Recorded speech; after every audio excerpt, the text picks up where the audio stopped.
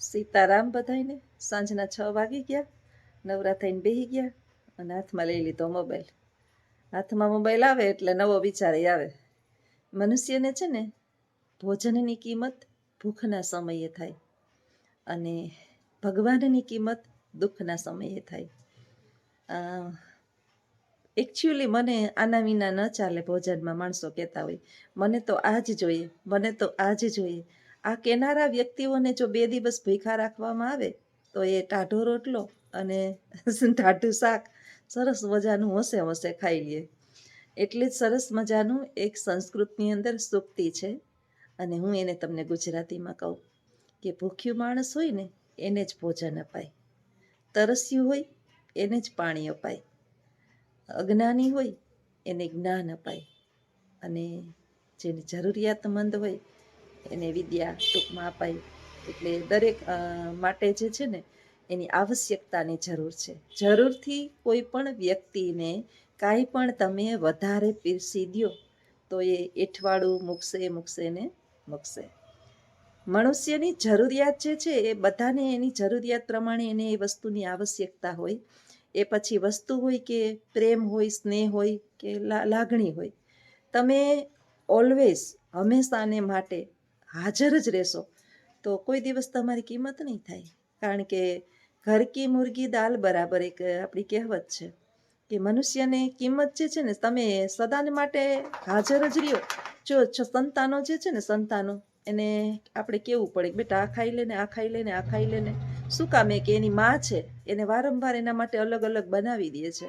હવે એને ભોજનની કિંમત ક્યારે થશે? આજે હું વાત કરું તો મારો નાનકડો જે છે એ અહીંયા હતો ઇન્ડિયામાં, નાનો હતો ત્યારની વાત કરું. છેલ્લા 5 વર્ષથી તો એ વિદેશમાં છે. તો આ નથી ભાવતું, ઓલું નથી ભાવતું, મમ્મી આ બનાવ ને, મમ્મી આ બનાવ ને. આપણું સંતાન છે, આપણે ન કરી દઈએ તો કોણ કરી દઈએ ને. એટલે રાતે ઉઠે પછી 2 વાગે 3 વાગે મોબાઈલ જોતા હોય ને નીંદરું ન આવતી હોય ને બપોરે સૂતા હોય, મોડા ઉઠતા હોય, નાના હોય તો આવું જ હોય. રાતે કંઈક 2 વાગે ઉઠે, મમ્મી ચિપ્સ ખાવી છે. હવે આપણે એમ થાય છોકરું ધગી જાય, પોતે હાથે બનાવે, લાવ હું બનાવી લઉં એમ કહે, આપણે કકડ ભભડ કરે. હવે એને બધી ફરમાઈશો અહીંયાની પૂરી થતી પછી બહારની જગ્યાએ જાય અને પછી એને અનુકૂળ ભોજન ન મળે અને હવે ભૂખ લાગે, પછી ઘરે આવે, પછી ભોજન બનાવે એટલે કહે કે મમ્મી હું છે ને સાંજે બનાવી લઉં. પછી કે ત્યાં તો યુરોપના દેશ તો ઠંડા છે બધાય, એટલે પાછું એને ગરમ કરી લઉં એટલે લગભગ 1 દિવસ બનાવું ને 2 દિવસ ખાવ, ટાઢું 3 ટાઈમ એક જ જમવાનું હોય. કે પૈસાય બચાવવાના છે, પૈસા ભેગાઈ કરવાના છે, પોતાનું ફ્યુચર બનાવવાનું છે. આ જીવનની વાસ્તવિકતા એને સમજાઈ ગઈ. એટલે હવે એને ખબર પડી ગઈ કે જે મમ્મીના રાજની અંદર જે ખાવા પીવાના ને મોજ શોખને મમ્મી પપ્પાના રાજમાં જે જલસા કર્યા એ હવે નથી. એટલે ભૂખ લાગે ને મમ્મી તો એ ટાઢું હોય ને એ એવું ભાવે કે એની વાત જવા દે. ઓલું તો તને જોતો ને એટલે આ નથી ખાવું ને ઓલું નથી ખાવું ને. હકીકત લાઈફ આ જ છે. એટલે ભોજનની કિંમત છે ને ભૂખાને જ સમજાય.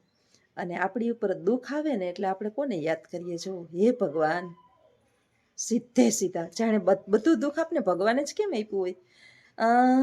ખાડો આપણે ગોળ્યો હોય, પડીએ આપણે અને દોષ ભગવાનને દઈએ. પગમાં કાંટા લાગે ને, આપણા પગમાં કાંટો લાગે એના ડરથી આખા ગામની અંદર જાજમ ન પથરાય. પગમાં કાંટો લાગે તો ગામમાં જાજમ ન પથરાય, પગમાં ચંપલ પહેરી લેવાના હોય. ઉઘાડે પગે ચાલીએ તો પગમાં કાંટાઈ લાગે ને પથરાઈ લાગે ને કાચાઈ લાગે. મારકણો બળદ હોય ત્યાં બાજુમાં જઈને એની ચારા ન કરાય અને ન કહેવાય કે આ બેલ મુજે મારા, આ બેલ મુજે મારી મારે. એ પશુ છે એ સમજે નહીં. આપણે સાવધાન રહેવું પડે. એટલે દુઃખ આવે પછી આપણે સ્મરણ કરીએ કે હે ભગવાન તે આ મને હું આપ્યું. હે ભગવાન, જો જીવન અને મૃત્યુ, સુખ અને દુઃખ, દિવસ અને રાત આ બધું છે ને ચક્ર ફરે છે, ચક્ર ફેરે જ રાખે. એમાં કોઈ આ પૃથ્વી પર કોઈ વ્યક્તિ એવું નથી કે એનું ચાલે. રામકૃષ્ણ પરમહંસ જે છે એનો સત્સંગ ચાલતો હતો. એટલે આપણે જાણીએ છીએ કે સ્વામી વિવેકાનંદના ગુરુ રામકૃષ્ણ પરમહંસ બહુ મહાન હતા. એનો સત્સંગ ચાલતો હતો, બહુ મહાન અને આધ્યાત્મિક પણ બહુ.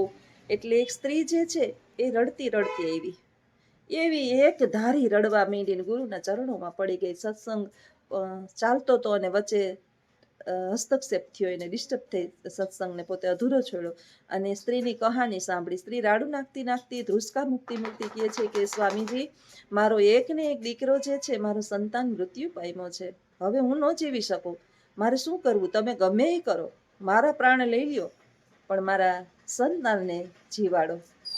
હવે સ્વામી રામકૃષ્ણ તરત તો એમ ન કહે કે હા હું નહીં જીવાડું કે આમ કે તેમ. એટલે એણે સંત તો એમનેમ નહીં હોય. અત્યારના જે આપણે જેને કહીએ છીએ ને કે આપણે કંઈ એનું કેવું નથી, પણ આપણે બધા જાણીએ છીએ, પહેલાંના સંત તો સંત હતા. એટલે એણે શાંતિથી ઉત્તર આપ્યો અને કીધું કે જા તું એક કામ કર, આખા ગામની અંદર ફરી આવ બેટા, એક મુઠ્ઠી રાઈ ખાલી લેતી આવજે અને એ ઘરેથી રાઈ લઈ આવજે કે જ્યાં એના ખાનદાનની અંદર ક્યારેય કોઈ મૃત્યુ પામ્યું હોય નહીં. સ્ત્રી તો ઉત્સાહભેર દોડતી દોડતી ગઈ ઘરે, હમણાં આવું, જો મારો દીકરો સાજો થઈ જતો હોય તો. એક પછી એક પેલા લેવા જાય છે કે મને એક મુઠ્ઠી રાઈ આપો, અને પછી પૂછે કે તમારા ઘરની અંદર કોઈ મૃત્યુ તો નથી પામ્યું ને? તો ક્યાંય દાદા, ક્યાંય દાદી, ક્યાંય કાકા, ક્યાંય કાકી, ફઈ, ફુવા, મામા, માસી, ક્યાંક ને ક્યાંક કોઈનો દીકરો, કોઈની દીકરી, કોઈનું નાનું બાળક, કોઈને માં, કોઈના બાપ, કેટલા ક્યાંય બધા આ જ ઉત્તર મળ્યા. એવું તો આખા ગામની અંદર એક પણ માણસ મળ્યું નહીં કે જ્યાં કોઈનું મૃત્યુ થયું નહીં. એટલે પાછી નિરાશ થઈ અને આશ્રમ આવે છે કે સ્વામીજી અમને તો અરે વાહ, વહેલા આવી ગયા તો કેમ? ઓહો. કે સ્વામીજી આખા ગામની અંદર ફરી પણ મને ક્યાંય એટલે ક્યાંય કોઈ માણસ મળ્યું નહીં કે જ્યાં કોઈનું મૃત્યુ ના થયું હોય. એટલે સ્વામીજી કે બેટા હું એ તને સીધો કહેત ને તો તને ઘૂંટડો ઉતરત નહીં, એટલે મેં તને અનુભવ કરાવવા માટે માફ કરજે, ગામની અંદર મોકલી છે. એટલે આ મૃત્યુલોક છે. મૃત્યુલોકની અંદર તો માણસ જે છે એનું જીવન અને મૃત્યુ ચાલતું જ હોય. એમાં કોઈ પણ માણસને એમાં મળતું નથી કે અહીંથી ભગવાને અવતાર લીધો. આવી ગયા અમારા સાહેબ, ભગવાને અવતાર લીધો. સીતારામ. એક વાત પૂરી કરી લો પછી આપણે બીજો વિડીયો બનાવીએ. ભગવાને અવતાર લીધો ને તો ભગવાનને જવું પડ્યું હતું. રામે અવતાર લીધો, કૃષ્ણએ અવતાર લીધો, બધાએ અવતાર લીધા. એ આ સંસારની અંદર ટૈકા નથી. એટલે આપણે અહીંયા કોઈ સ્થગિત રહેવાનું નથી. પહેલાં પુત્રનો વારો હશે એટલે એનો વારો આવ્યો, પછી મારો આવશે, તારો આવશે. આ દુનિયામાં રાજાથી રંક લઈ અને બધાને જવાનું છે. આ તો જીવનનું ચક્ર છે, આ મૃત્યુલોક છે. અહીંયા આનું નામ જ આ લોક હોય તો એમાં કાંઈ બાંધછોડ બારી કે કોઈની ચાલે નહીં. એટલે સ્ત્રીને જીવનની સત્યતા સમજાઈ ગઈ અને ગુરુના ચરણોમાં પડી અને પોતાના પુત્રની દરેક ક્રિયાઓ વિધિવત પૂર્ણ કરી અને પછી એ સ્વામીજીના સત્સંગની અંદર પોતાની નિત્ય ક્રિયાને પોતાના મનને મનાવી અને સ્વામીજીના સત્સંગમાં કાયમ આવવા લાગી અને પોતાના જીવનને ભક્તિના માર્ગે વાળી લીધું. જીવનનું હકીકત અને સત્ય એને સમજાઈ ગયું કે આ પૃથ્વી પર કોઈ અમર પટો લખાવીને આવ્યું નથી. રાજા હોય કે રંક હોય, ગમે એવી જાહો જલાલી ધરાવતા હોય, પદ પ્રતિષ્ઠા અને પૈસાવાળા હોય, દુનિયાનું સૌથી રૂપાળું હોય કે ગંદુ માણસ જેને આપણે કહીએ કદરૂપું માણસ હોય, પણ પૃથ્વી ઉપર એને ટકવાનું તો કોઈ છે જ નહીં. નામ છે ને એનો નાશ છે. એટલે આ સત્ય આપણે સમજી અને જો જીવનને ઉતારીએ જીવનની અંદર તો બહુ ભગવાનને દોષ દઈએ નહીં. તો આવજો બધાય. સીતારામ. અને કાયમ આવા નવા નવા વિચારો સાથે વિડીયો આવશે તો વિડીયોને લાઈક કરજો, શેર કરજો અને સબસ્ક્રાઈબ કરજો.